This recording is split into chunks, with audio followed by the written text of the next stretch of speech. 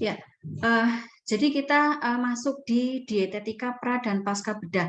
Sebetulnya kalau di RPS itu kan ya yang diminta adalah pos aja ya atau paskanya saja, tetapi kalau saya lihat di rincian detailnya itu malah ternyata tidak hanya pasca tetapi pra. Jadi saya gabungkan aja antara keduanya. Dan kalau sebetulnya kalau kalian mau membaca secara detail ya, itu ada di buku penuntun dietnya siapa ya? RSCM ya, RSCM warnanya hijau pupus, penerbitnya kalau nggak salah Gramedia ya, kurang lebih harganya 60-80 ribuan. Itu di situ lengkap ya semua diet apa namanya dietetik diet ya, diet atau makanan standar rumah sakit ada di situ semua. Jadi masing-masing apa penyakit kemudian dietnya apa saja ya itu di situ ada. Ya, kalian misalkan mungkin di perpustakaan kalau kalian sering ke perpustakaan itu di situ juga saya yakin ada ya. Ya, jadi mungkin kita ini hanya sekilas saja gambaran ya, karena apa gambaran saja bahwa pembedahan ini memang sebenarnya tujuannya tidak hanya untuk membedah saja melakukan tindakan, tapi jadi sebenarnya tujuan akhirnya adalah untuk mengatasi segala permasalahan yang ada sehingga dengan adanya tindakan operasi ini nanti akan outcome-nya adalah kesembuhan dari penyakit tersebut. Nah, secara umum gambarannya kalau operasi yang kita ketahui ada dua ya, operasi minor atau operasi kecil dan operasi mayor atau operasi besar. Nah, ini mungkin sudah pernah disampaikan oleh dosen yang lain ya yang mungkin yang lebih apa lihai terkait dengan pembedahan. Ya, jadi intinya bahwa ketika minor ya operasi minor dilakukan atau operasi kecil dilakukan, ini dampaknya tidak melibatkan semua fungsi organ. Jadi kalau misalkan yang perlu dioperasi ada bagian di bagian tangan saja ya sudah, atau mungkin bagian kulit saja ya sudah, itu saja gitu ya. Tetapi tidak akan berdampak pada fungsi organ yang lain. Misalkan ketika kutil ya, kutil yang ada di tangan saya ya, kemudian ini perlu dioperasi minor, ini tidak akan mengganggu fungsi dari kerja misalkan hati atau mungkin dari panca indera yang lain ya, atau mungkin apa namanya mungkin dari kerja dari ototnya dan seterusnya itu apa namanya kurang lebih seperti itu. Nah, kemudian untuk operasi mayor atau operasi besar ini kemungkinan bahwa operasi yang dilakukan ya terhadap satu organ tertentu akan menimbulkan dampak ya pada fungsi organ bagian dalam gitu. Nah, jadi apa namanya nanti ketika misalkan tadi jangan kutil ya, misalkan operasi jantung ya, operasi jantung itu nanti akan melibatkan apa namanya bukan operasi misalkan sesar gitu ya, sesar itu nanti akan melibatkan dari misalkan apakah mungkin jantungnya, apakah nanti ini kaitannya dengan peredaran darah misalkan seperti itu dan seterusnya. Nah, kemudian jadi apa namanya untuk supaya ketika terjadi proses operasi atau pembedahan yang baik, maka kurang lebih ya salah satu faktor, sebenarnya banyak faktor yang mempengaruhi, tetapi salah satunya adalah untuk persiapan supaya apa namanya tidak terjadi komplikasi selama proses pembedahan, diperlukan apa namanya perhatian khusus terhadap faktor nutrisi. Nah, sehingga perlu dilakukan tata laksana diet atau nutrisi atau makanan. Nah, tata laksana diet atau mungkin kalau di keperawatan itu istilahnya apa ya? Tindakan keperawatan seperti itu ya. Nah, itu banyak hal ya yang perlu diperhatikan. Nah, kalau ini kaitannya dengan makanan, tentu saja nanti akan ada hubungannya dengan status gizi. Jadi kita perlu mengetahui dulu status gizi pasien ya 1 minggu terakhir sebelum dilaksanakan pembedahan tersebut. Gitu. Kemudian kita gali juga riwayat penyakit, apakah terjadi penyakit penyulit, kemudian secara umum ya keadaan umum secara umum kesehatannya itu seperti apa. Kemudian akan dikaitkan karena ini adalah tata laksana diet, akan dikaitkan dengan sebetulnya bagaimana pola konsumsi makanan ya pasien 1 minggu terakhir, sehingga kita nanti harus menggali ya makanan pasien sepanjang 1 minggu terakhir itu apa saja, kemudian jenisnya apa saja, dan berapa jumlahnya, begitu. Nah, tetapi nanti akan ada mungkin ya, ada pasien yang tiba-tiba baru 2 hari masuk rumah sakit gitu ya, kemudian langsung dilaksanakan tindakan pembedahan, atau mungkin tidak tanpa menunggu sekian hari ya, tiba-tiba begitu masuk rumah sakit langsung dilaksanakan tindakan dia. Tetapi ini mungkin tidak akan dilakukan ya. Tetapi kalau misalkan 2 hari pasien masuk ya gitu, makanya kita masih bisa menggali kemungkinan 2 hari sebelum atau mungkin 1 minggu terakhir. Nah, ini secara normal saja ya. Kita nanti lihat fleksibel sebetulnya bagaimana data-data yang akan kita perlukan untuk persiapan pembedahan. Nah, secara umum bahwa nomor satu adalah ya tentu saja bagaimana apakah riwayat penyakit penyulitnya terutama ya, kemudian bagaimana keadaan pasien, ini yang perlu kita pegang. Kemudian jenis operasi yang akan dijalani pasien. Nah, ini ditentukan dulu apakah minor ataukah mayor. Dan kemudian obat-obatan yang dikonsumsi pasien sebelum dilakukan tindakan pembedahan. Nah, kemudian kenapa tadi status gizi ya? Status gizi seorang pasien sebelum dilakukan tindakan operasi itu perlu diperhatikan, mengingat karena status gizi ini sebetulnya nanti akan berdampak pada seberapa sebetulnya kebutuhan ya, resiko defisiensi atau berapa yang harus kita harus kita sediakan ya untuk menutup kerusakan dalam tanda petik ya selama masa proses pembedahan gitu. Nah, maka perlu dilakukan pengukuran ya, pengukuran tinggi badan, kemudian penimbangan berat badan. Mungkin nggak sempat Bu, orangnya sadar ngapain, bagaimana kita bisa menimbang gitu misalkan ya pasiennya. Nah, setidaknya kita mungkin bisa kita bisa mengira-ngira ya, kemudian atau mungkin kalau misalkan dia Bu, saya mungkin pasiennya dalam keadaan sadar, tapi saya mungkin tidak sempat dilakukan tindakan pengukuran ya atau penimbangan, maka kita bisa mengira-ngira dengan bertanya, kemarin timbangan terakhir kira-kira berapa Pak, bulan kemarin atau mungkin berapa hari sebelum ya, begitu. Nah, ini untuk bisa kita menggali apakah ada perubahan ya, apakah ada perubahan pada penurunan berat badan orang tersebut. Kemudian nanti apalagi kalau misalkan dengan ternyata pada saat sebelum tindakan itu memang awalnya status gizi pasien ketika datang di rumah sakit dia dalam keadaan defisiensi atau kekurangan energi atau mungkin protein gitu. Padahal ketika seorang yang mempunyai riwayat KEP ini ya, maka akan memiliki risiko tinggi mengalami komplikasi setelah dilakukannya operasi tersebut, terutama untuk yang mayor. Ya, biar bagaimanapun kita mungkin secara umum ya, gambarannya ya secara umum bahwa untuk tindakan pembedahan atau operasi itu lebih ke untuk kebutuhan zat gizi, terutama untuk protein ya, karena kita tahu bahwa protein ini memang untuk fungsi utamanya adalah untuk memperbaiki segala jaringan yang rusak gitu kan. Nah, kemudian kurang lebih ya nanti untuk persiapannya kurang lebih nanti dibutuhkan beberapa hari sebelumnya biasanya gitu ya, 7 sampai 14 hari gitu. Nah, nanti kaitannya selain itu adalah dengan adanya perubahan pada sistem metabolik.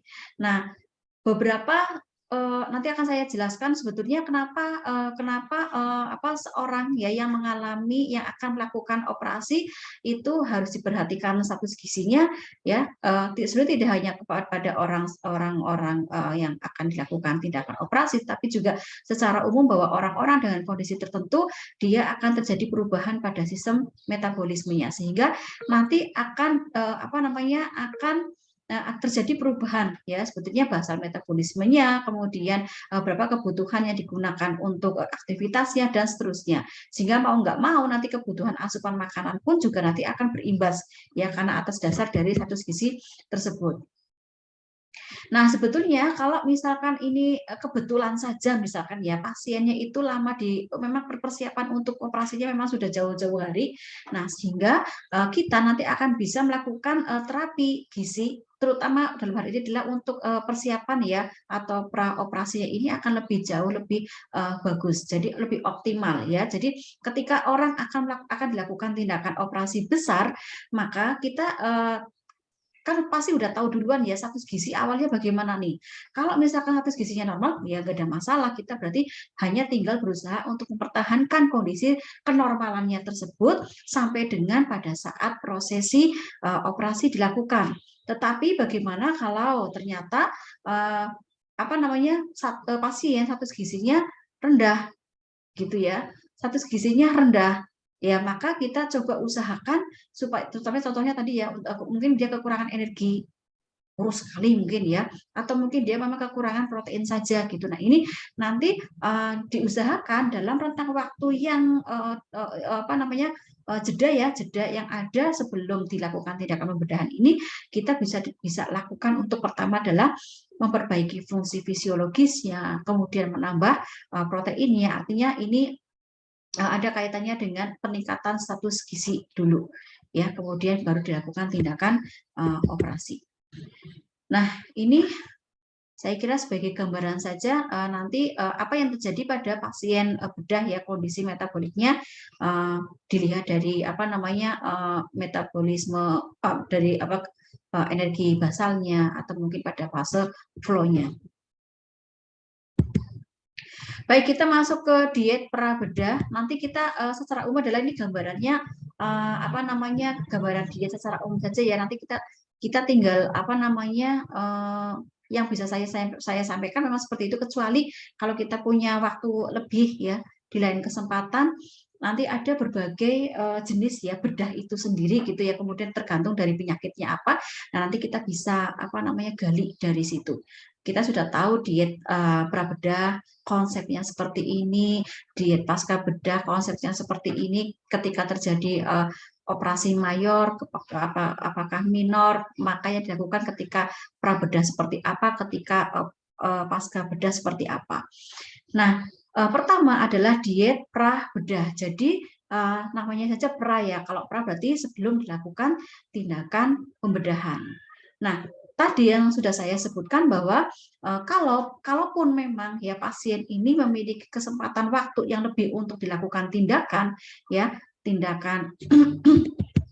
untuk ini ya perbaikan fungsi fisiologisnya, maka diharapkan tujuan dietnya yang diet atau artinya asupan makanan yang diberikan kepada pasien prabedah ini adalah untuk supaya status gizi pasien tersebut dalam keadaan optimal.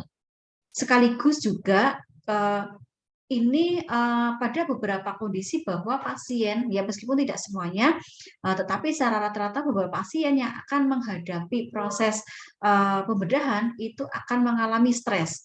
Stresnya apa? Ya nggak tahu juga, ya macam-macam. Kemudian ada juga karena mungkin ya pasien ini sebelum pembedahan pun juga sebetulnya dia sudah mengalami stres.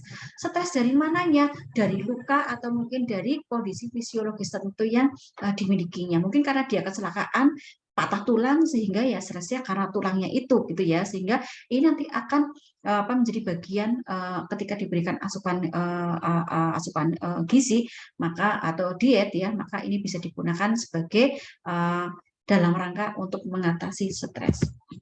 Nah, maka secara umum bahwa orang yang dalam keadaan secara umum ya kesehatannya kurang ya, artinya ada mungkin permasalahan kesehatan, maka biasanya kebutuhan makanannya juga nanti, kebutuhan gizinya juga nanti akan.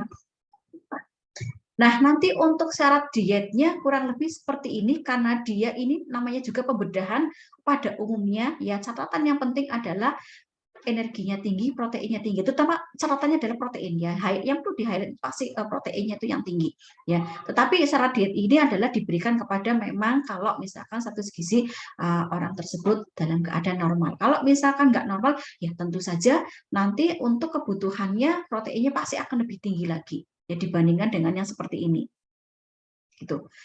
Ya, nanti untuk persentasenya kurang lebih seperti ini ya. Kemudian untuk diet ya, diet yang diberikan diet bedah ya, maaf diet pra bedah yang akan diberikan yaitu adalah TKTP 1 dan TKTP 2. Apa itu TKTP 1, TKTP 2 ya? TKTP itu adalah tinggi kalori, tinggi protein. Ya, jadi artinya proteinnya tinggi, energinya juga tinggi. Kalori itu sama dengan energi. Ya, jadi nanti kalau misalnya kalian baca referensi, kemudian ada istilah, kalau di sini saya tampilkan TKTP ya, mungkin di referensi yang lain menyebutkan TETP atau ETPT. Ya, itu sama aja, cuma tinggal dibolak-balik saja. Ya, kalau ETPT berarti energi tinggi, protein tinggi. Kalau ini ya, ini saya sampaikan berdasarkan dari panduan atau penuntun diet. Ya, kita secara umum kalau di pergizian ya, kita menggunakan istilah dietnya adalah diet TKTP. Jadi kalau misalkan kita lepas dari ini ya, dari apa namanya materi ini, saya kebetulan belum sempat melihat ya masing-masing dari kalian status gizinya seperti apa ya. Jadi kalau misalkan salah satu di antara kalian lah, yang misalkan setelah diukur IMT-nya masuk kategori kurus, ya sekarang kalian dalam kondisi kurus ya setelah diperhitungkan melalui penilaian status gizi. Nah kemudian yang kalian lakukan mungkin makan banyak gitu ya. Nah beda ini saya ngomong real gitu ya, yang ada di masyarakat seperti kondisinya. Kalau misalkan saya nih, saya kebetulan overweight. Ketika overweight, saya bilang, saya mau diet gitu. Tapi saya mau diet gitu ya. Nah, yang kurus bilangnya apa? Saya mau makannya mau tambah banyak gitu. Nah, itu sebetulnya diet. Itu yang perlu ditekankan ya, bahwa diet itu adalah pengaturan makan. Bukan berarti diet itu adalah seperti tadi saya ya. Saya mau diet diet itu berarti pengertian kita adalah untuk menurunkan berat badan, tidak. Jadi yang kurus pun itu juga harus diet. Dietnya apa? Dietnya ya tinggi kalori, tinggi protein.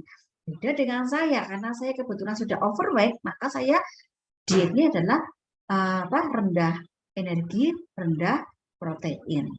Begitu ya. Jadi jangan sampai salah ya ketika kita ngomong diet ya. Kalau mungkin ketika kita bertemu dengan masyarakat ya, dengan tetangga, dengan yang mungkin kurang paham dengan istilah diet ya, kita pahami saja, berarti yang dimaksud adalah diet untuk menurunkan berat badan, atau diet untuk menurunkan berat badan gitu ya. Jadi kita harus pahami dulu apa yang disampaikan oleh orang. Jadi ketika ada orang bilang diet, emang diet apa gitu, emang kenapa harus diet, itu tanyakan sehingga kita tahu yang dimaksud adalah menurunkan atau meningkatkan. Meskipun kita nggak perlu menyalahkan, kalaupun nggak perlu menyalahkan secara apa namanya, ini yang lagi kurus, apa yang lagi kurus pun juga harus diet apa begitu. Jadi kita nggak perlu mau ngomongnya agak kasar gitu ya, tetapi kita sampaikan aja bahwa ini pun juga dietnya adalah tinggi protein. Nah sekarang yang membedakan antara TKTP 1 dengan TKTP 2 ya, itu adalah jumlah energi dan jumlah protein yang terkandung di dalamnya. Jadi ketika kalian ya menyusun asuhan keperawatan ya pada satu pasien dengan misalkan pra bedah tertentu, kemudian setelah diukur status gizinya, keadaan umumnya, apakah terjadi riwayat penyakit yang lain dan seterusnya, kemudian kalian nanti akan menentukan ya, ini nanti akan ada kolaborasi dengan dokter ya, dengan dokter nanti juga apa namanya, akan kalian tentukan ya, akan tuliskan di askep, ternyata makanan yang harus dipesan ke instalasi gizi itu adalah diet Misalkan ya diet TKTP 1 atau mungkin diet TKTP 2, bahwa kita nanti akan bisa menentukan itu berdasarkan kebutuhan energinya berapa, proteinnya berapa sih dalam sehari. Nah, nanti kita akan belajar menghitung ya. Kenapa? Jadi kita nanti akan bisa menentukan kita pakai TKTP-nya 1 atau TKTP-nya 2. Atau mungkin kita lihat mungkin dia kebutuhan kalorinya tetap, tetapi proteinnya yang lebih tinggi lagi gitu ya. Nanti kita akan belajar tentang itu. Nah, diet ini ya nanti secara umum ya diet TKTP ini diberikan bisa kepada pasien yang prak bedah tetapi dalam kondisi bisa jadi normal, bisa jadi KEP. Jadi orang yang mau prabedah kalau normal ya nggak apa-apa, karena apa? Tadi kebutuhannya adalah akan ada terjadi beberapa kemungkinan ya, terutama adalah salah satunya adalah stres gitu ya. Ketika stres maka kebutuhan ya basal metaboliknya juga nanti akan semakin meningkat. Jadi ini akan meningkatkan akan merubah status gizi, dan ketika terjadi perubahan status gizi nanti akan beresiko terjadi komplikasi, sehingga mau nggak mau kita harus berusaha supaya mengoptimalkan status gizi seseorang ya supaya dalam keadaan normal ya tercukupi gitu, ditambah dengan secara ini ya kebutuhan seharinya dengan penghitungan untuk kebutuhan stresnya itu sendiri. Nah, kemudian selama radioterapi, kemoterapi, kemudian ketika ada luka bakar, hipotermia hamil dan seterusnya, itu nanti akan secara umum ya diberikan diet TKTP. Nah, pada orang yang akan melakukan tindakan pembedahan nanti disarankan ya, jadi ini merupakan bagian dari TKTP, diet TKTP itu sendiri, bahwa orang tersebut, pasien tersebut nanti diperkenankan untuk mengkonsumsi semua bahan makanan yang baik dan mengandung tinggi protein, tinggi energi, tetapi energi itu kan di dalam energi itu juga nanti bisa include protein juga gitu ya, karena protein juga termasuk adalah makro nutrien gitu ya. Jadi semua makanan ya, kecuali nanti ada beberapa kondisi, misalkan Bu, saya kebetulan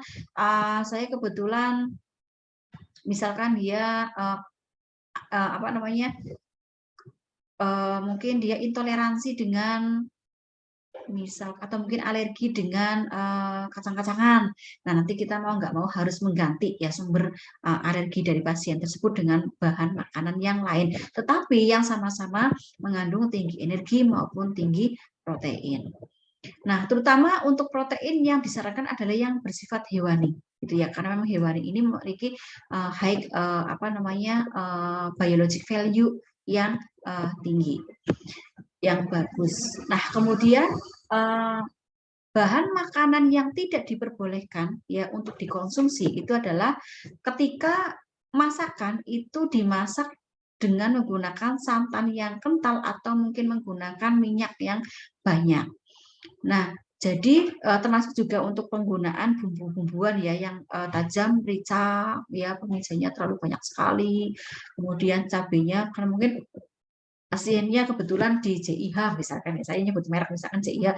Ini kalau JIH itu kan merupakan salah satu rumah sakit ini ya, yang secara manajemen mereka itu secara kayak hotel gitu ya, kayak hotel. Jadi pasien ketika datang kemudian biasanya malam ya, itu nanti akan ditanya, Ibu atau Bapak besok mau atau akan makan apa paginya, kemudian makan siangnya apa, mau itu makanan Indonesia atau mau makan Western ya, atau mungkin makanan Asia dan seterusnya, itu nanti nah jadi karena kebetulan aja yang penting saya masakan yang pedas misalnya seperti itu tidak diperkenankan. Nah, makanya ada mungkin dari kalian yang sudah pernah masuk rumah sakit, kemudian diopnam mungkin, aduh gitu ya, merasa bahwa masakannya hambar ya, karena ya memang penggunaannya tergantung dari kondisi pasien, kemudian kondisi dari penyakit tersebut gitu. Kemudian, nah untuk jadi untuk pra bedah ya, tindakan praoperasi ini nanti yang perlu dilihat untuk keadaan umumnya ya, tadi ini tadi sebenarnya sudah disampaikan di depan ya, ada status gizinya. Nah, kemudian terutama untuk keadaan umum, untuk tekanan darahnya ya, kemudian ritme jantungnya, denyut nadi, suhu tubuh. Dan ini saya kira sudah hal yang menjadi kewajiban bagi seorang perawat ya, nanti ketika menyusun DO/DS-nya ya, diagnosisnya baik objektif maupun subjektif, nanti pasti ada TD-nya berapa, nanti DM-nya berapa, kemudian suhunya berapa, itu dari selalu ya. Kemudian juga nanti akan ditambahkan dengan hasil dari pemeriksaan laboratorium ya, apakah itu adalah fungsi ginjalnya, apakah nanti hasil pemeriksaan dari urinnya dan seterusnya. Gitu. Nah, dilihat dari macam pembedahannya ya, nanti ini tadi sebenarnya kita juga nanti harus perhatikan dulu ini prabedahnya itu ya, prabedahnya itu nanti akan bedah apa dulu gitu ya. Jadi kita harus lihat dulu. Kemudian apakah bedah minor ya, apakah bedah mayor. Kalau bedah minor itu tadi ya, yang di luar organ dalam. Kalau yang mayor berarti termasuk adalah organ, nanti akan berimbas pada organ dalam. Kemudian bagaimana dengan sifat operasinya ya, nanti apakah pasien ini langsung datang, begitu langsung datang langsung dilakukan tindakan cito ya, sehingga pasien ini tidak akan sempat diberikan diet, terapi diet prabedah. Atau mungkin dia memang sudah berencana nanti mungkin operasi batu ginjal, atau mungkin operasi kanker payudara atau apa. Nah, ini nanti bisa ya dilakukan. Berarti ini kan sifat operasinya berencana atau elektif, maka pasien bisa diberikan diet prabedah gitu. Dan ini nanti juga termasuk kita lihat dulu ya, kita perhatikan kondisinya seperti kondisi umum ya, status gizinya dan seterusnya, itu perlu kita perhatikan. Nah, kemudian apakah punya jadi bagaimana kondisi umum itu ya, salah satunya ada penyakitnya, apakah nanti yang akan dioperasi adalah penyakit utama ataukah nanti adalah penyakit yang kira-kira nanti akan ada penyakit penyertanya. Nah, kemudian ini nanti untuk diet prabedah mayor ya, itu nanti untuk lama pemberian dietnya itu berbeda-beda. Prabedah mayor yang di saluran cerna ataukah yang di luar saluran cerna gitu. Nah, kalau kondisinya adalah yang akan dibedah adalah organ dalam ya, perlu diperhatikan ini kalau misalkan dalam kondisi bahwa dia sifat operasinya adalah berencana bukan cito ya, maka untuk saluran cernanya H-4 itu diberikan makanan lunak. Nanti saya akan sampaikan di belakang ya, makanan lunak itu seperti apa dan seterusnya. Kemudian makanan H-3, makanan saring, H-2 dan 1 harinya itu adalah formula enteral rendah sisa. Ya, nanti ini diinikan saja ya, diserap dulu, nanti kita di belakang akan kaji untuk formula enteral rendah sisa. Kemudian di luar saluran cerna ya, jadi H-3 dan 2 sebelum operasi diberikan formula enteral rendah sisa. Kemudian makan terakhir itu diberikan antara 12 sampai 18 jam sebelum tindakan. Kemudian untuk minum terakhir diberikan 8 jam sebelum operasi dilakukan. Gitu. Nah, berikutnya adalah diet pasca bedah. Jadi kalau pasca bedah, pasca berarti setelah. Ya, jadi pasien nanti akan diberikan diet ya setelah proses pembedahan dilakukan. Hal ini tujuannya adalah untuk mencegah pasien supaya tidak terjadi komplikasi yang lainnya. gitu. Ini outcome-nya. Nah, tujuan pemberian dietnya adalah supaya status gizi pasien tetap dalam keadaan normal. Selain itu juga untuk supaya mempercepat proses penyembuhan penyakit yang dideritanya, sekaligus supaya daya tahan tubuhnya tetap terjaga. Nah, bagaimana tujuan diet ini nanti akan bisa tercapai ya ketika ya diet diberikan untuk memenuhi kebutuhan dasarnya. Nanti kita perhatikan cairannya, kebutuhan energinya, kemudian kebutuhan protein.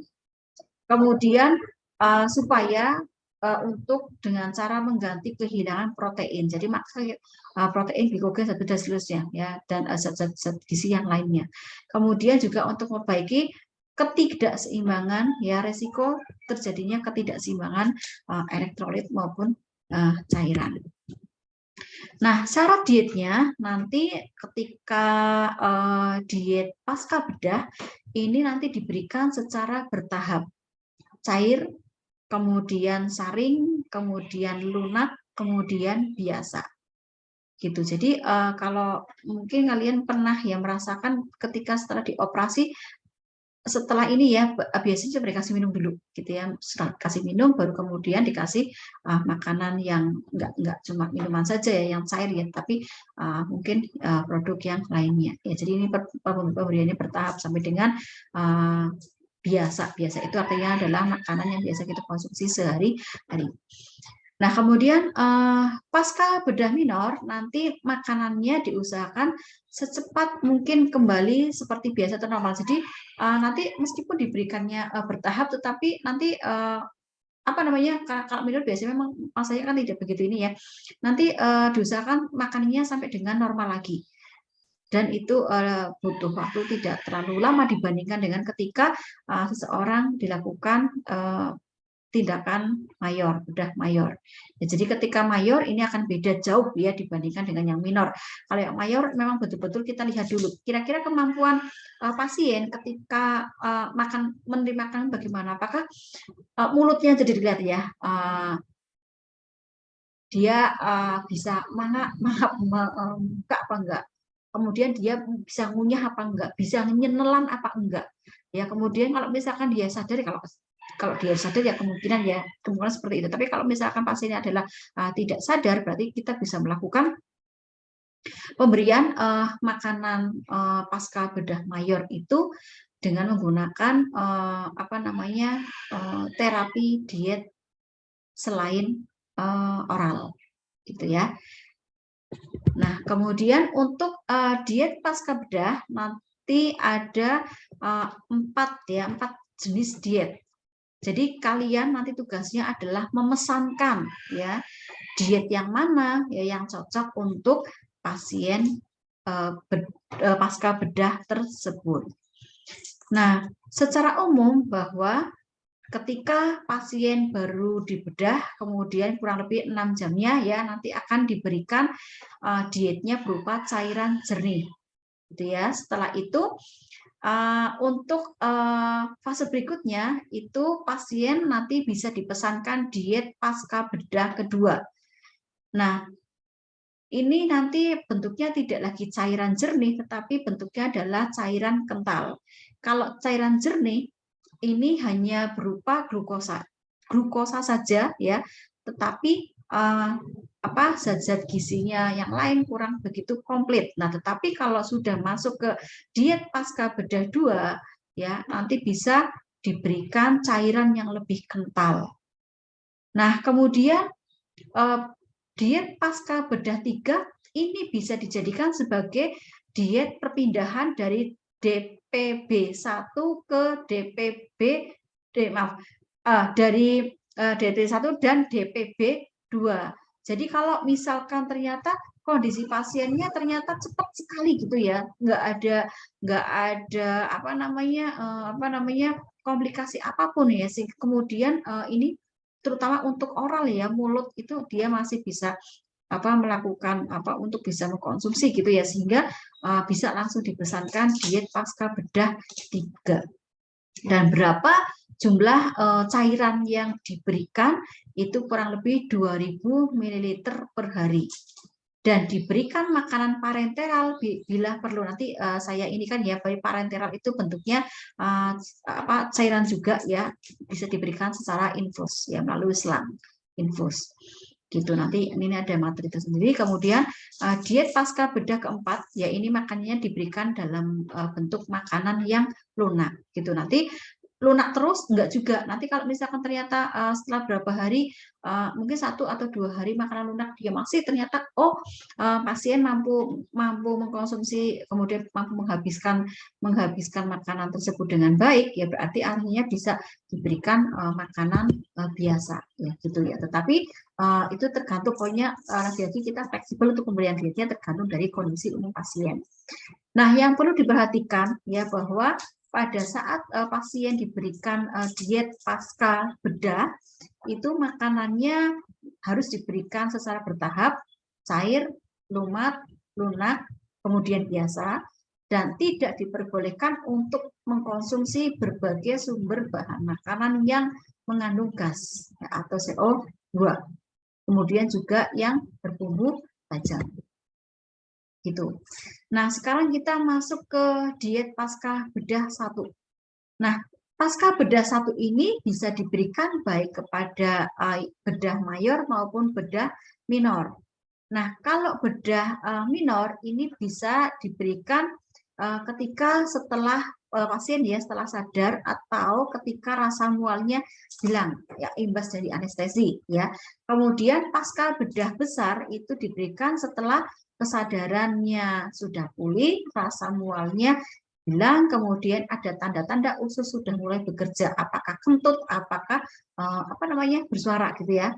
Kemudian cara pemberiannya adalah tadi sudah disebutkan ya, setelah selama 6 jam sudah pembedahan, berupa air putih, bisa teh manis atau mungkin cairan yang lain ya, tetapi bentuknya adalah cairan jernih.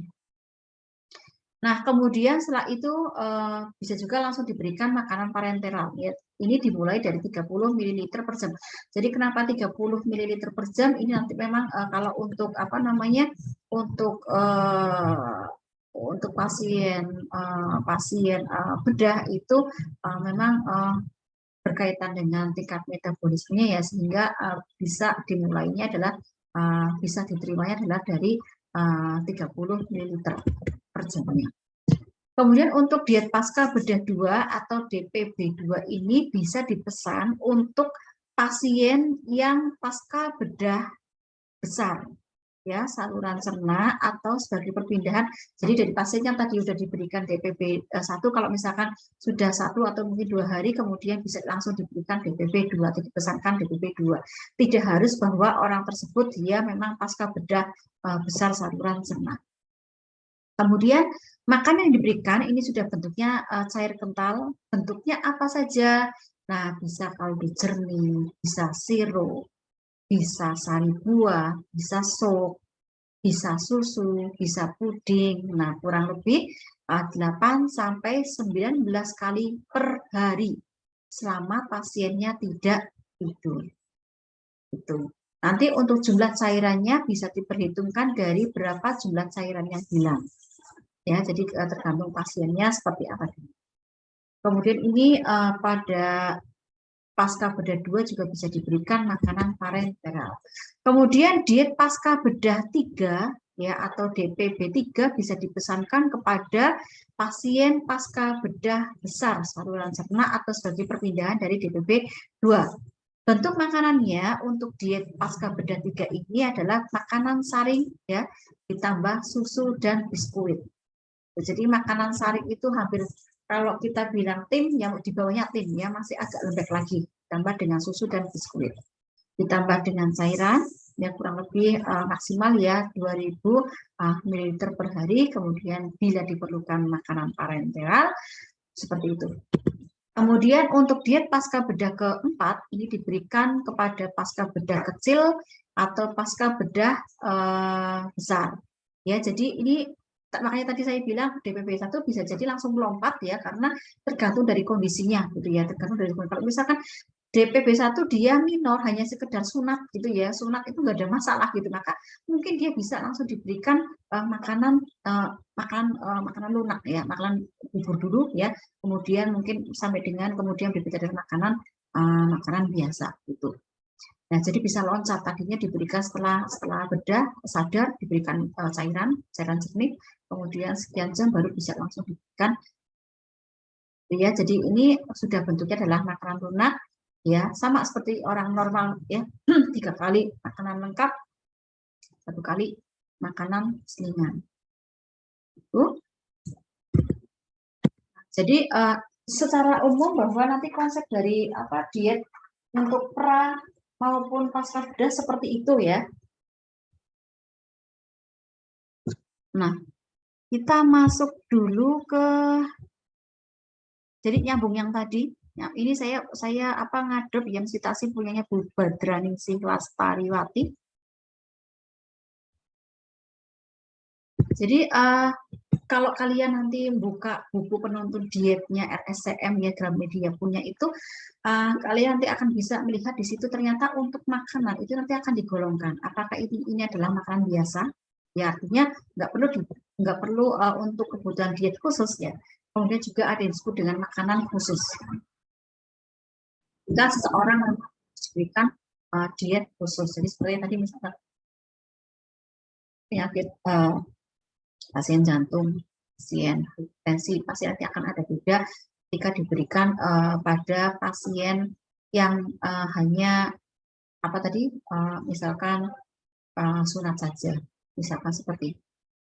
Nah, nanti untuk pemberian makanan khusus ini terutama untuk mereka-mereka yang operasinya kaitannya dengan saluran cerna gitu ya, berimbas pada organ-organ lainnya gitu ya, tadi yang depan itu, maka bisa diberikan makanan khusus.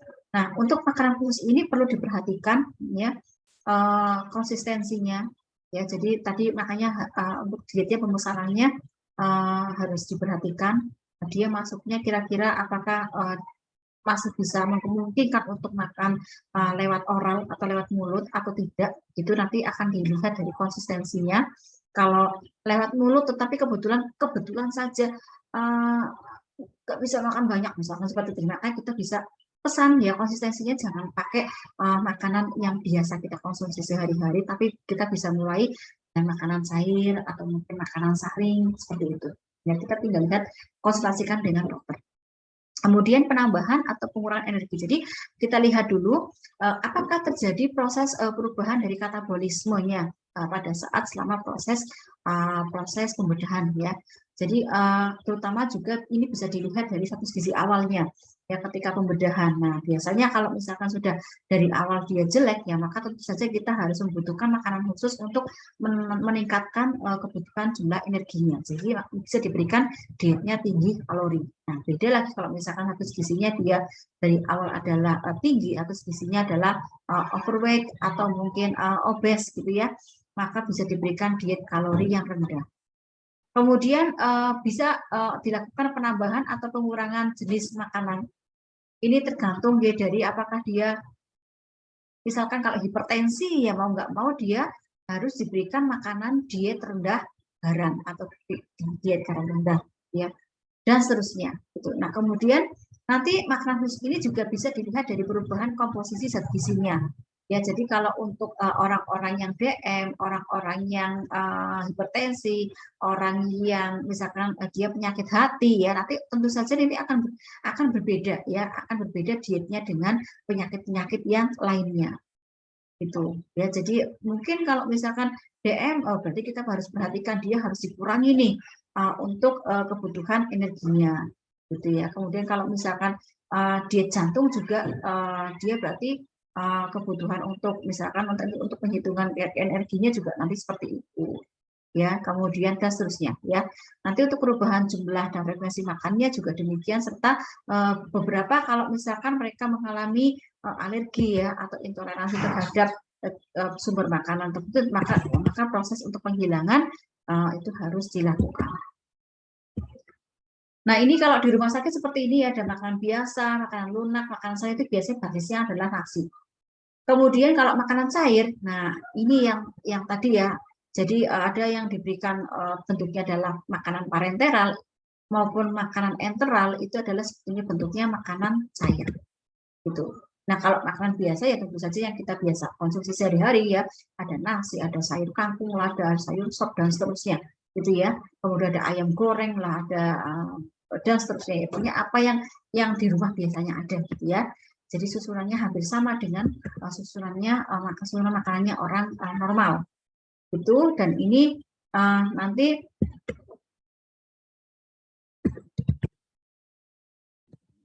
syarat untuk membeli makanan biasa gitu.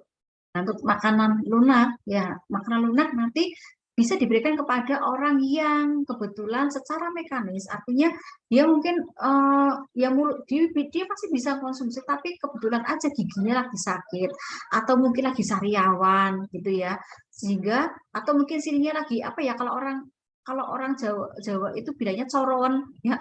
Kalau coron di sini pinggir kanan kiri kan kadang-kadang sampai kita buka kan angel gitu ya, maka kita bisa berikan makanan dalam bentuk makanan lunak. Kemudian orang-orang yang apa namanya demam gitu ya. Kalau kalau kalian demam misalkan di kosan gitu demam ya, kita bisa menggunakan makanan lunak. Oh, saya nggak suka bubur bu, gitu ya. Udah nggak apa-apa, kita pakai makanan biasa, tetapi bisa di apa campur dengan sayur ya, dengan sayur sop yang sehingga nanti apa namanya munyahnya nggak begitu sakit, karena seperti itu. Kemudian makanan saring, kalau makanan saring ini makanannya memang ya bentuknya lumat ya, halus gitu ya. Ya memang bubur ya, memang bubur. Nah, kalau ini apa namanya ini juga apa bubur. Nah, kalau yang saring itu dia adalah makanan lumat tapi juga perlu disaring. Ya, perlu disaring. Dan biasanya pada umumnya adalah di blender ya, karena ini rendah serat. Nah, kemudian kalau dilihat dari makanan yang bentuknya cair, yang tadi untuk baik bentuknya dalam makanan enteral maupun makanan parenteral, itu dibagi menjadi tiga ya, makanan cair jernih, makanan cair penuh, dan makanan cair pekat. Jadi kita bisa lihat dari tingkat kepekatan, gitu ya, tingkat kepekatan. Nah, kalau yang pekat ini nanti bisa diberikan kepada pasien bedah ya, bedah mulut terutama, atau mungkin pasien yang melakukan pembedahan tetapi dia gangguan kesadaran yang mungkin karena ada trauma dari kecelakaan sehingga dia kayak apa mandan-mandan pingsan begitu ya, tapi dia tetap harus dilakukan tindakan pembedahan, maka bisa diberikan makanan cair yang pekat, atau mungkin karena sesuatu hal sehingga dia sama sekali tidak mau makan ya, padahal kebutuhan gizinya ya harus dipenuhi, maka mau nggak mau ya dipaksa harus diberikan makanan cair pekat.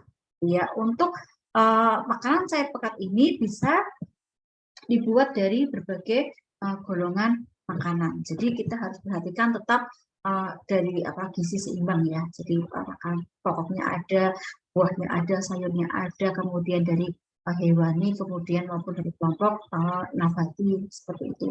Dan penggunaan sayuran, garam dan gula. Kemudian kalau untuk makanan cair penuh seperti ini ya, bentuk kandungan apa namanya seratnya minimal tidak tembus pandang ya. Nah, ini bentuknya seperti susu lah kalau misalkan saya bilang. Jadi, nanti jenisnya macam-macam ya, meskipun apa cair penuh gitu ya, hampir mirip seperti susu, tetapi sebetulnya kandungan di dalamnya itu ada yang bebas atau rendah laktosa, atau yang mungkin dia mengandung protein yang hidrolisis, atau mungkin formula itu meskipun cair tapi tanpa susu, atau mungkin tanpa serat dan lain sebagainya. Jadi macam-macam formula, dan kita bisa mendapatkan formula-formula seperti ini dari formula yang bersifat komersial. Ini bisa kita dapatkan di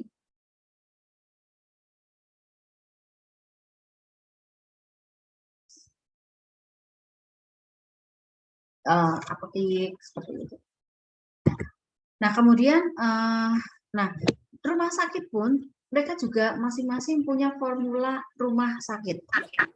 Formula rumah sakit. Jadi ada formula rumah sakit yang dengan susu, formula rumah sakit makanan blender, ada yang makanan yang rendah laktosa, ada yang tanpa susu. Dan ini bisa formula rumah sakit ini atau RKS bisa diberikan untuk dalam kondisi-kondisi yang sebelah kanan ini ya.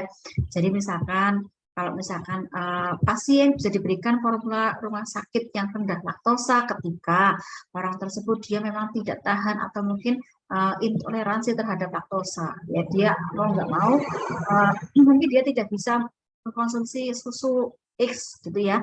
Maka formula rumah sakit akan membuatkan susu, tetapi yang misalkan X itu kebetulan tinggi laktosa, maka formula rumah sakit dia yang rendah laktosa. Seperti itu. Nah, nanti bahan makanan yang digunakan ya untuk pembuatan formula rumah sakit itu tergantung dari jenis formula rumah sakitnya. Ya, jadi nanti bahan makanannya apa saja ya kurang lebih seperti itu. Ya. Kemudian ini adalah formula komersial ya, artinya kita bisa dapatkan formula ini di apotek ya atau di tempat yang ya, tergantung dari kebutuhan itu. Nah, kebutuhan apa ya tergantung dari kira-kira rumah sakit yang dideritanya apa.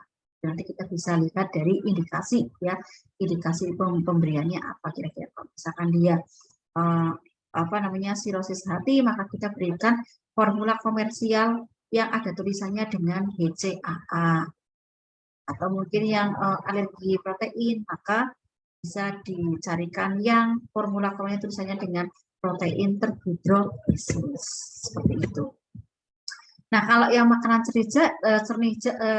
yang jernih ya ini bisa kita dapatkan dari seperti sirup, misalkan kaldu ayam, ya atau mungkin susu ya yang encer seperti itu. Nah, ini hanya saja apa namanya untuk kandungannya memang rendah ya gizinya, karena kalau kayak gitu paling hanya beberapa apa namanya zat gizi saja. Contoh kalau misalkan teh manis ya yang kita tahu adalah paling sumber energinya berasal dari ya gula itu ya. Jadi kalau gula saja itu juga cukup. Nah, sementara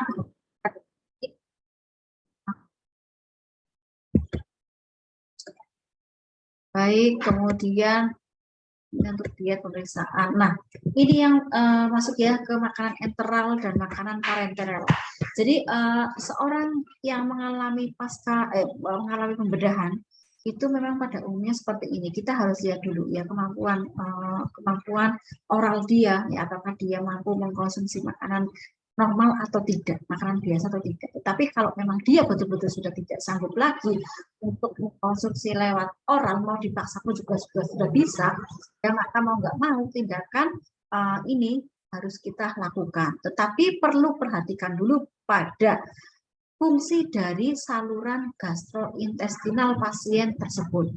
Ya, kalau misalkan fungsi dari saluran gastrointestinalnya itu masih memungkinkan ya, memungkinkan nanti kita bisa langsung tindakan pemberian makanan enteral ya, enteral nutrition. Kita berikan selang tetapi bisa lewat mulut gastrostomi, nanti ketemu beberapa lubang ya, ini seperti ini ya, kita bisa nasogastrik bisa lewat hidung ya, kemudian bisa lewat mulut atau bisa tempat-tempat yang lainnya tuh. Nah, nanti untuk pemberian makanan enteral itu bisa jangkanya pendek, bisa jangkanya panjang ya, tergantung ya dari kondisinya seperti apa. Nah, kemudian kalau yang ternyata saluran gastrointestinalnya dia mungkin ada luka atau mungkin karena bolak-balik muntah gitu ya sehingga rusak dan sebagainya, sehingga mau nggak mau dia harus diberikan saya malah kebalik ya, maaf ya. Kalau misalkan terjadi kerusakan ya, kalau misalkan ini maka bisa diberikan parenteral nutrition. Itu. Ya, jadi nanti ini bentuknya adalah suntikan. Itu. Jadi kita nanti lihat dulu fungsi dari saluran gastrointestinalnya. Kalau tidak rusak maka bisa diberikan parenteral nutrition, kalau iya berarti diberikan enteral nutrition. Iya rusak maksudnya ya, gitu. Nah, nanti ketika parenteral nutrition ini juga sama dengan enteral nutrition ya. Kalau misalkan dia kondisinya kira-kira bedahnya bedah apa dulu nih. Kemudian bedahnya apa gitu ya. Kalau misalkan dia ternyata kondisinya tidak bisa mampu konsumsi lewat oral ya, maka bisa kita berikan lewat periferal. Ya, jadi kita cari jaringan periferal ya. Nanti ada istilah PPN dengan CPN ya. Nanti di antara dua ini baik periferal maupun dari sentral PN ya, parenteral nutrition, ini nanti kita lihat lagi ya bagaimana fungsi gastrointestinal nanti kita evaluasi ya. Kalau terjadi masih tetap seperti itu, maka tetap diberikan yang long term, yang CPN, central parenteral nutrition. Tapi kalau misalkan terjadi perubahan ya, dia sudah bisa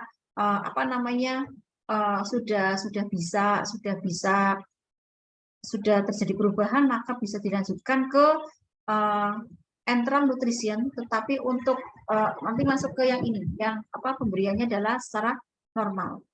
Jadi nanti diberikannya juga tentu saja adalah standar gizinya gizi yang standar.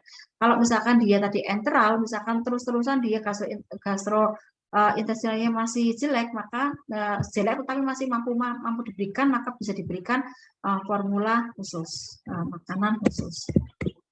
Nah, nanti ini silahkan dibaca kira-kira ya. Kalau ini ya nanti, nah kalau enteral ini pakainya pipa ya gitu. Tapi kalau yang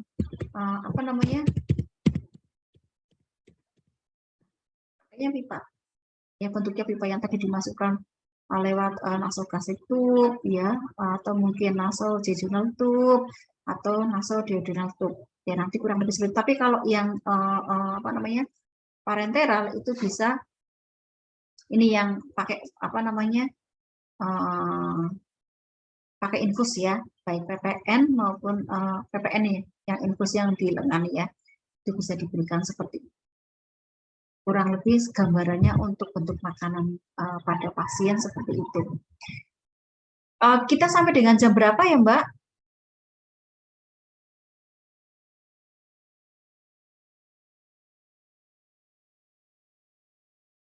Sembilan 9.30 ya? Iya, Bu. Setelah jam 9.30 ada kuliah lagi nggak?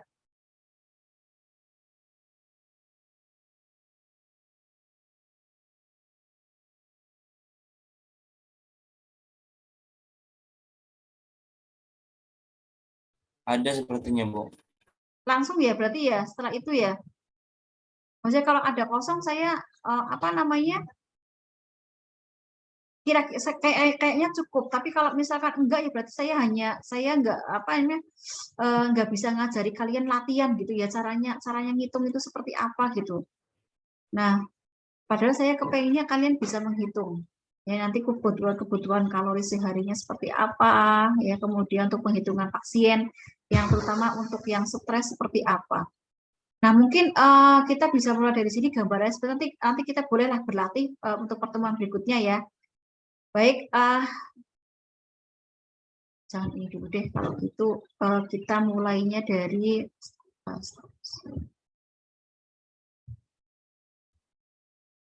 kita mulai dari sini aja nggak apa-apa, yang penghitungannya. Ini saya sudah pernah menyampaikan belum ya? Belum ya? Belum, Bu. Oke, baik. Ini ya saya berikan karena mengingat kalian sebagai ini ya nanti akan disuruh untuk menghitung ya kebutuhan gizi sehari pada seorang pasien itu berapa kilokalori, berapa kalori gitu ya. Nah, sehingga kita harus belajar ini. Nah, saya akan urutkan dari yang sederhana. Artinya sederhana bahwa ini sebetulnya baik kita sedang menghadapi pasien atau tidak, ini bisa kita gunakan sehari-hari, gitu ya. Bisa untuk keperluan kita sendiri. bisa untuk keperluan misalkan kebetulan aja tetangga atau mungkin apa teman yang dia mengalami gangguan perilaku makan. Artinya gini, orang nggak gemuk kok ngerasa gemuk dan dia kepengen diet gitu loh. Nah, sehingga kita akan bisa menentukan sebetulnya kamu itu butuh diet apa enggak dan butuh penurunan berat badan atau tidak, itu bisa dilihat dari sini gitu ya. Nah, ini penting ya, ini penting sekali gitu ya, sehingga kita jangan setelah mengetahui ini, harapan saya kalian jangan sampai punya gangguan pola makan ya. Gangguan pola makan itu nanti imbasnya adalah pada gangguan emosional, gangguan kepribadian. Karena apa? Sebentar-sebentar ngitung, sebentar-sebentar nimbang, ya sebentar nimbang berat badan, ya. Kemudian sebentar, duh, ini udah berapa kalori ya? Udahlah, saya udah nggak mau makan lagi. Itu kayak orang gila itu. Ya, jadi untuk supaya kita hidup sehat, artinya mentalnya gitu ya, mentalnya sehat, kita bisa menghitungnya lewat ya. Kita mainnya adalah main rasional dan main apa namanya, tidak hanya rasional tapi juga bentuknya adalah apa, secara riset ya gitu ya. Kita memang apa namanya, memang adanya seperti itu ya. Kita ada evidence base-nya gitu. Baik, mungkin bisa dimulai saja ya, nanti untuk berikutnya kita bisa sampaikan di setelah untuk pertemuan berikutnya saja. Silahkan masing-masing dari kalian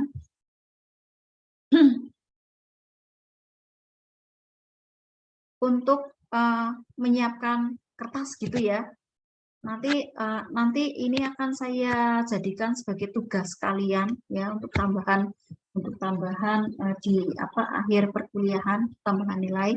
Ya, jadi minta tolong kalian perhatikan dengan sebaik-baiknya, kalian kerjakan dengan sebaik-baiknya. Sebetulnya nanti apa ya Ibu, apa akan mungkin mengecek gitu ya. Ngecek sih gampang gitu ya, ngecek sih masalah gampang. Sekarang tinggal bagaimana kalian kira-kira betul mampu mengikuti atau tidak, itu nanti akan saya punya petunjuk. Yang pertama silahkan ya, ini cara untuk menghitung kebutuhan kalori sehari adalah dengan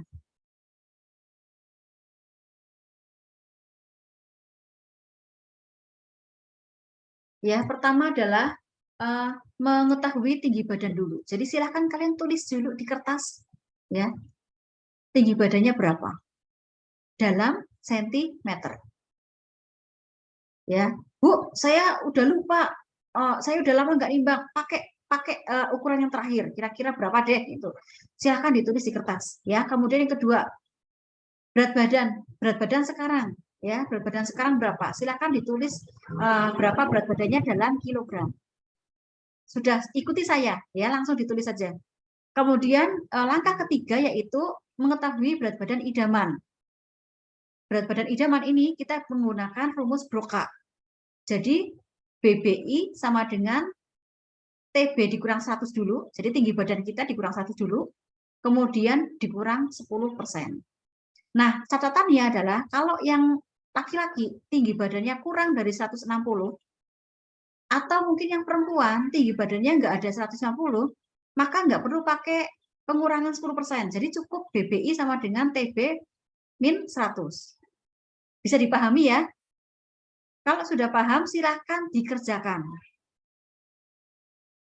Langsung dikerjakan sekarang. Jadi kalau kalian ada yang masih belum paham, silahkan tanya aja.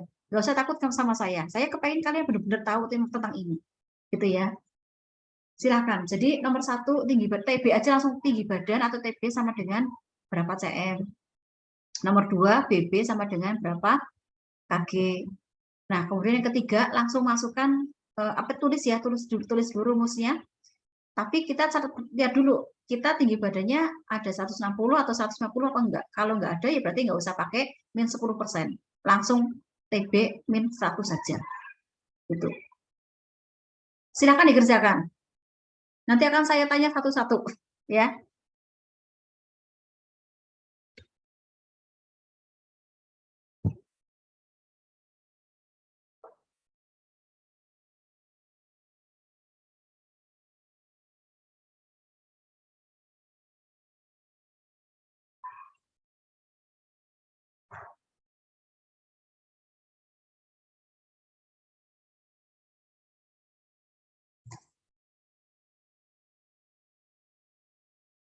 Mas siapa ini? Mas Paksi. Paksi. Emang namanya Paksi? Apa Ya, Masi? Bu. Mas Paksi, iya, Mas Iya, Paksi. aslinya mana? Lampung, Bu. Oh, Lampung. Lampung mana? Bandar Lampung. Bandar Lampung ya? Ya, Hmm. Baik, tinggi badannya berapa, Mas? 171. 171, berarti kita pakainya min 10% ya. Jadi ketemunya berapa, Mas? 171 dikurang Dikurang 100, 171. 71, Min 10% jadi sekitar 63-an. gitu ya. Tujuh- Coba nanti ya. nanti pakai pakai kalkulator ya. Persisnya berapa? Nah, oke. Yang lain ada kesulitan? Mbak Krisma mungkin Iya, saya, Bu. ada kesulitan nggak?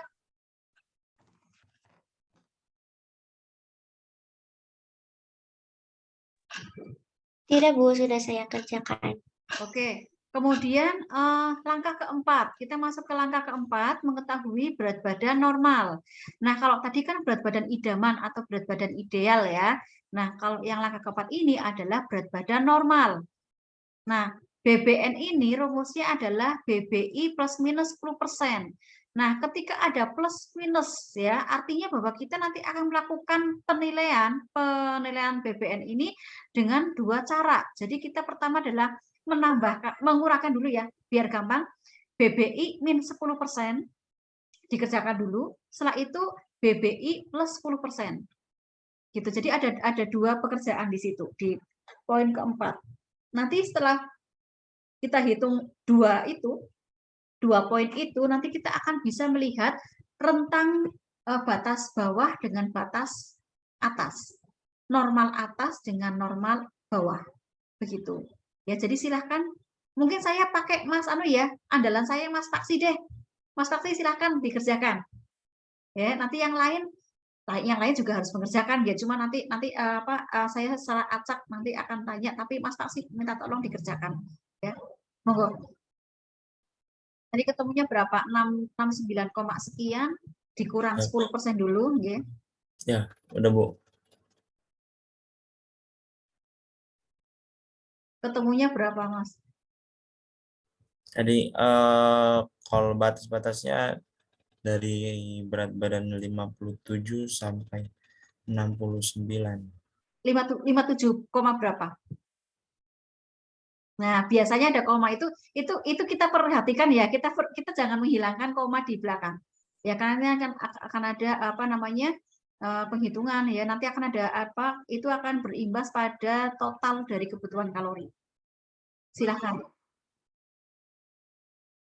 Pakai kalkulator aja kalau ada, kalau enggak ya pakai enggak apa-apa. Misalkan adanya HP ya, kalkulator yang di HP juga enggak apa-apa.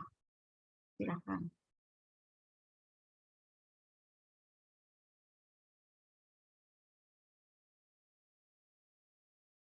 Mbak Sapna, ada kesulitan enggak?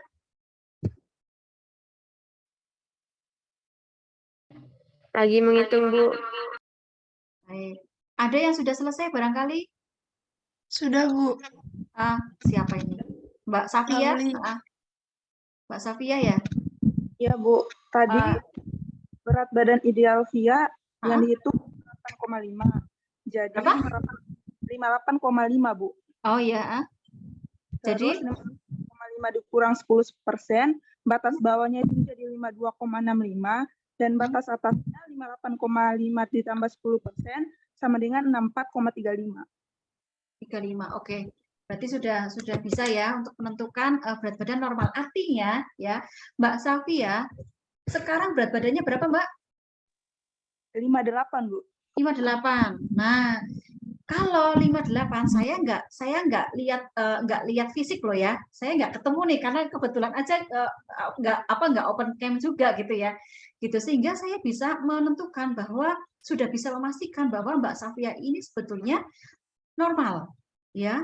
Maka ketika misalkan Mbak Safia ketemu dengan saya, Bu, minta tolong Bu, saya dibuatkan misalkan nih, dibuatkan ini dong resep, saya kepengen diet menurunkan berat badan saya kepengen ini tujuannya untuk apa dulu? Kalau misalkan hanya sampai dengan kebetulan saya kepengen berat badan saya ideal. Oke, kalau ideal saya pertimbangkan gitu ya. Tapi kan tadi idealnya berapa, Mbak? 58,5. Iya, Bu, 58,5. Loh, yang apa namanya yang kedua berat badannya 58. Tidak, Bu, berat badan aslinya 58. Berat badan aslinya kan 58 gitu ya.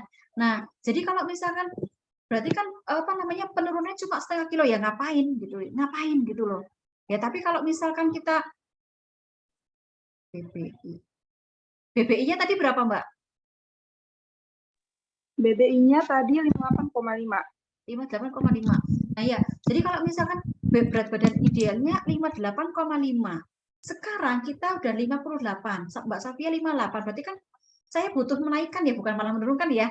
Saya butuh menaikkan. Bu, saya ya udah kalau menaikkan itu gampang, adalah hal yang gampang luar biasa. Yang susah adalah ketika misalkan kepengen menurunkan berat badan gitu ya. Misalkan yang tadi dilihat dari berat badan yang sekarang kalau dibandingkan dengan berat badan idealnya itu udah luar biasa gitu ya, sehingga saya kepengen diet gitu. Tapi kita lihat dulu berat badan apakah dia masuk kategori berat badan normal atau enggak. Kalau saya lihat kasusnya Mbak Safia, ini saya pakai angkanya Mbak Safia ya. Mbak Safia berarti masih kondisi normal. Jadi ya sudah nggak ada masalah gitu ya. Artinya status gizinya adalah normal, status gizinya adalah sehat gitu. Entah dengan Mas Paksi, saya nggak lihat nih, nggak lihat bawahnya gitu ya. Jadi saya nggak bisa memprediksi nih, tapi kayaknya sih normal juga kayaknya. Ya karena saya cuma lihat kepalanya aja ya, gitu. Begitu ya Mbak ya. Jadi gini, misalkan Mbak Safia punya kasus saudara, berat badan saya gemuk, jangan percaya. Gemuknya seberapa kalau kita lihat bahwa enggak gemuk kok, tapi kenapa dia merasa gemuk gitu ya. Kita harus pastikan dulu, kita harus menghitung ini. Ya, kita cari tahu dulu tinggi badannya, berat badannya, kemudian kita hitung berat badan idealnya atau idamannya, baru kemudian berat badan normalnya. Itu yang menjadi itu adalah langkah-langkah yang paling gampang. Gampang juga kan kalau kita melihat dari rumus-rumusnya, kita udah langsung begitu lihat kayak gini udah langsung bisa aplikasi kok. Saya juga demikian. Saya kalau ada orang, kamu saya Bu, pengen diet, udah kurus kayak gitu masih butuh diet, kan saya bingung. Kalau saya badan segini ya oke diet ya, diet menurunkan berat badan gitu ya. Tapi kalau udah orangnya kurus kayak gitu minta diet, gimana caranya Pak? Enggak tambah tinggal tulang tok, saya bilang gitu. Hanya saya mau nggak mau kalau dia nggak percaya bahwa kamu itu normal, apa yang perlu didietkan gitu. Kecuali kalau mau menuju ke diet ideal, oke lah berat badan ideal saya oke lah ya, tapi meskipun itu sebenarnya nggak perlu juga gitu. Nah tapi kita bisa menentukan ya. Jadi untuk memastikan orang tersebut menyadarkan bahwa kamu itu normal, bukan kurus gitu. Nah, buktikan dengan langkah-langkah ini, gitu ya. Jadi kita sampai dengan langkah berat badan normal pun kita sudah paham. Jadi ketika ya, jadi misalkan gini tadi Mbak Safia ya, Mbak Safia. Berat badannya ternyata 58 saat ini. Kemudian dilihat dari rentang berat badan normalnya adalah 52,65 sampai dengan 64,35. Artinya Mbak Safia dalam kondisi berat badannya ada di antara rentang normal tersebut. Rentang tersebut ya, maaf. Di antara rentang tersebut. Ya, karena batas bawahnya ada 5265, batas atasnya adalah 64,35. Mbak Safia ada di 58 saat ini. Sehingga status gizinya adalah normal. Begitu. Ya, Mas Pakti coba jadinya berapa? Yang bawah berapa? Yang bawah 57,51, yang atas 70,29. 29. Padahal sekarang berat badannya 82. 82. Berarti ini di atas ya, cuma mungkin nggak kelihatan ya, saya nggak tahu juga ini karena cuma badannya cuma kelihatan cuma pundaknya aja ya, jadi saya nggak bisa memastikan. Ya, jadi berarti keputusannya artinya di langkah kelima Mas Paksi adalah gemuk, Mbak Safia adalah normal. Itu di nomor 5 tulisannya seperti itu, SG sama dengan normal atau SG sama dengan gemuk atau SG sama dengan kurus. Nah, itu sudah ya. Kita masuk ke langkah ke-6. langkah ke-6 kita nanti akan menghitung kebutuhan kalori per kilogram berat badannya, per kilogram berat badan ideal. Kita bisa menentukan berapa kebutuhan kalori per kilogram berat badannya adalah dengan melihat status gizinya dan aktivitasnya. Nah, kalau status gizinya kan tadi sudah ya, Mbak Safia tadi sudah menentukan ya, masih normal. Kemudian Mas Paksi gemuk, ya, udah ditulis kan. Nah, kemudian di langkah ke ini yang ke-6 kita lihat jenis aktivitasnya. Aktivitasnya apa nih? Nah, kita anggap karena ini kan kita lagi latihan ya, anggap saja bahwa kita memang kita benar-benar mahasiswa murni, tidak ada yang mahasiswa merangkap jadi pegawai apa atau mungkin pegawai kantor tapi merangkap sebagai mahasiswa gitu ya.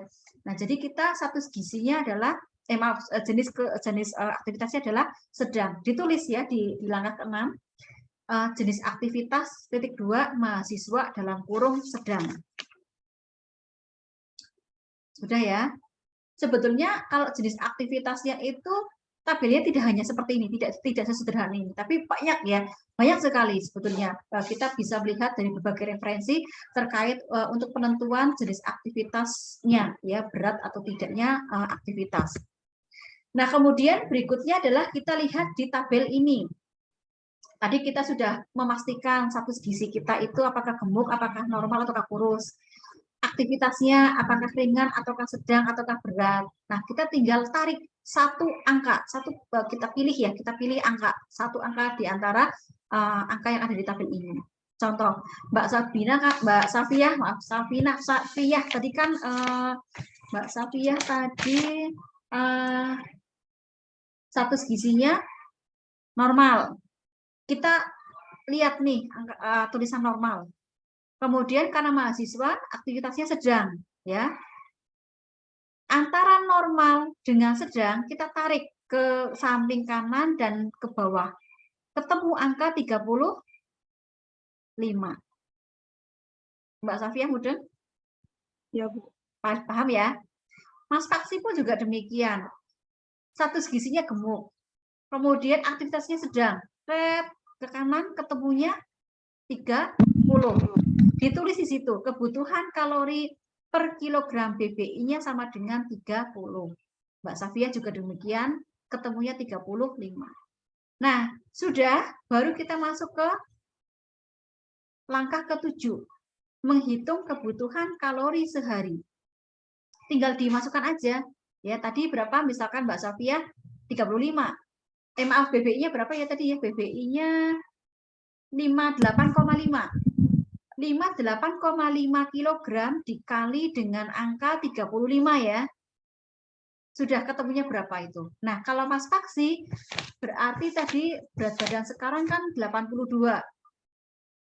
Kok 82? Berapa Mas tadi Mas? Berat badan idealnya? 63,9. Nah, 63, sekian itu kemudian dikalikan dengan 30. Sudah ketemunya berapa kalori itu? Coba Mbak Safia hitung.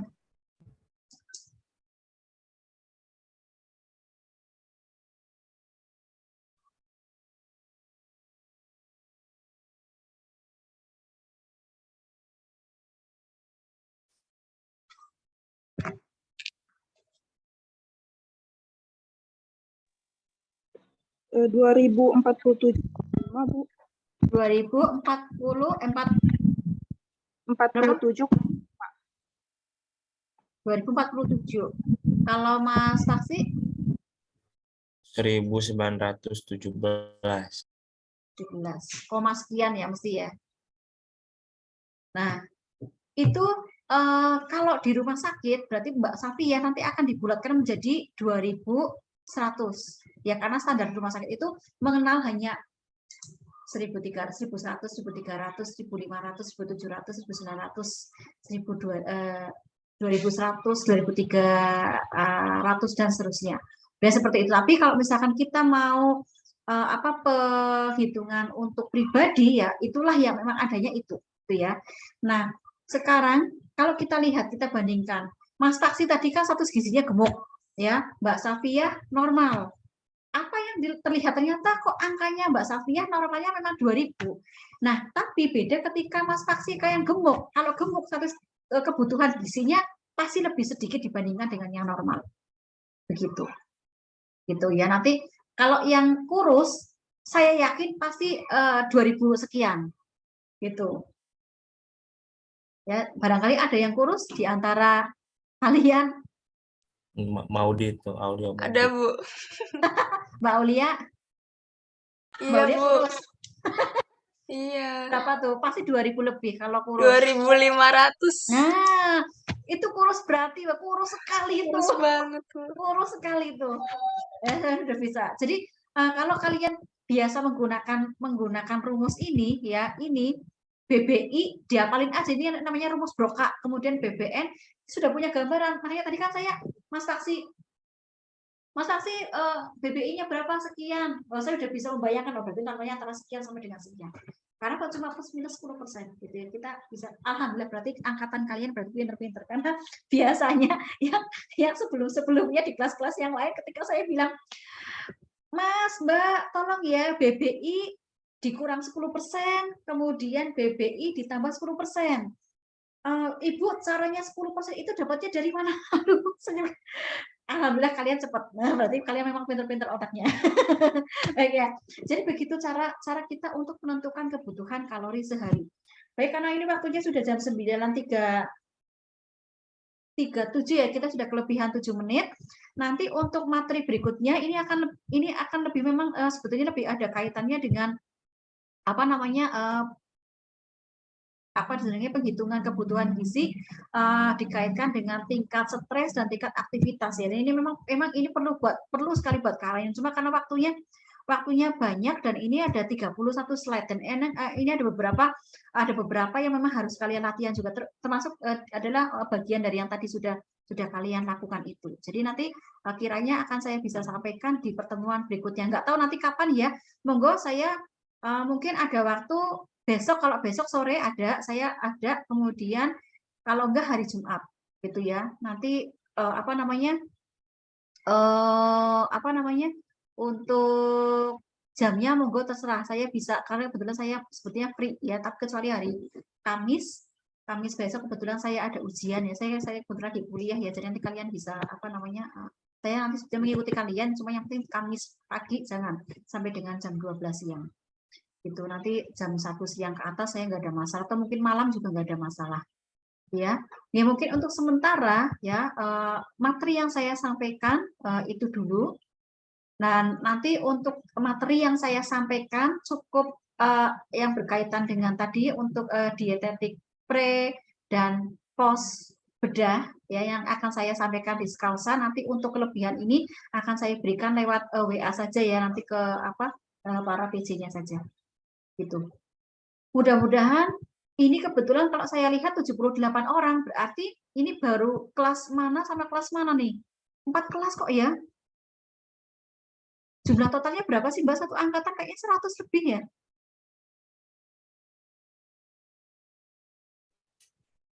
Satu kelasnya ada berapa? 40. 40 ya? Berarti kan harusnya kan 160 ya? Kurang lebih ya, 150 lah ya? Iya, Bu. Bu, mohon maaf Bu. Oke. Dari kelas A karena sebagian itu ada yang offline Bu, jadi bertabrakan. Oh gitu. Ya oke lah, sebenarnya nggak apa-apa ya, nanti karena kan saya tetap harus setor video, jadi mungkin teman-teman yang offline bisa menyimak dari Skalsa. Mungkin itu saja kali ya. Saya sih sebenarnya nggak ada masalah, atau mungkin kalau misalkan di antara mereka mau minta nge-zoom lagi ya berarti oke, saya sih nggak apa-apa. Ya karena kewajiban saya harusnya kan 4 kali ya, untuk 4 kelas ya berarti 4 kali pertemuan gitu ya. Tapi karena selama bisa digabungkan ya saya lebih suka gitu. Tapi kalau misalkan enggak ya memang terpaksanya enggak ya, nggak mau gitu ya. Begitu. Nggak apa-apa Mbak, nanti terima kasih atas informasinya. Baik, mungkin begitu saja untuk pertemuan kita pagi hari ini. Mohon maaf kalau ada kekurangan. Itu nanti silahkan masing-masing dari kalian nanti juga sampaikan kepada kepada teman-teman yang